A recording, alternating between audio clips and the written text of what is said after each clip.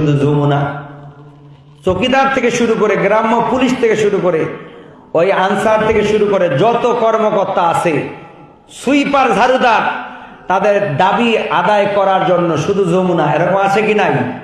আমরা যদি বলি যে না, আমার দাবি পূরণ করতে হবে, পৃথিবীর যত মানুষ আছে, এই পৃথিবীতে যতগুলো মুসলমান আছে, সবাই যদি স্ট্রাইক করে, হরতাল করে, অবরোধ করে যে আমি আল্লাহ তাআলার নামে একবারও আমি আর জিকির করব না, আল্লাহ তাআলার বরত্ব, মহানত্ব, বিশালত্বকে আমি জাহির করব না, আমি আমার সিজদা উসজুদু ওয়াক্তারিফ, আমার সিজদা আমার আল্লাহকে আর করব না, আমার আল্লাহর জাত ও সিফতের বরত্বের মহানত্বের কি কম হবে? কথা বুঝতে হবে, কম হবে? আমি বুঝাতে চাইলাম আপনার আমার উপরে নামাজ ফরজ, আমার আল্লাহর উপরে জান্নাত দেওয়া ফরজ নয়। তাহলে কি করতে হবে? আল্লাহর সন্তুষ্টি অর্জন করতে হবে। কথা বলেন ঠিক কিনা? নবী পাকের সন্তুষ্টি অর্জন করতে হবে, ঠিক কিনা? আমি যেটা বুঝাতে চাচ্ছি, ভাইয়েরা আমার, বন্ধুরা আমার, আপনার আমার সামনে অপেক্ষা করছে কবর। এই কবরটা অত্যন্ত ভয়ানক একটা জায়গা।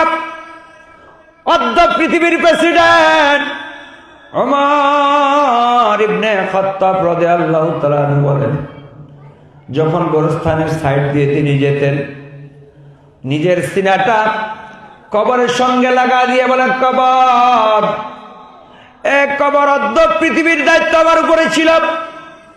রব্বে কারীম আমাকে আমিরুল মুমিনিনের দায়িত্ব দিয়েছেন।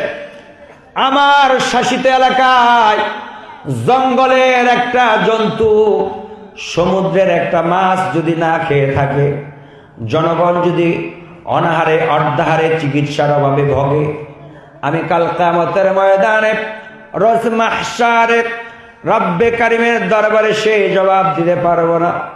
কবর, তুমি আমার জন্য আরামদায়ক হয়ে যাও। কবর, এ কবর তুমি আমার জন্য প্রশস্ত হয়ে যাও। এ কবর তুমি আমার জন্য নাজাত হয়ে যাও।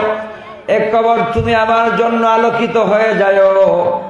আশারুল মুবাশশারা রাদিয়াল্লাহু আনহুম ওয়া রাদু আন, জান্নাতি সুসংবাদ প্রাপ্ত ওমর ইবনে খাত্তাব রাদিয়াল্লাহু তাআলা যদি গোরস্থানে কবরকে নিজের সিনার সঙ্গে ধরে এইভাবে কাঁদতে পারে, আপনি আমি কি জান্নাতের সার্টিফিকেট পাইছি?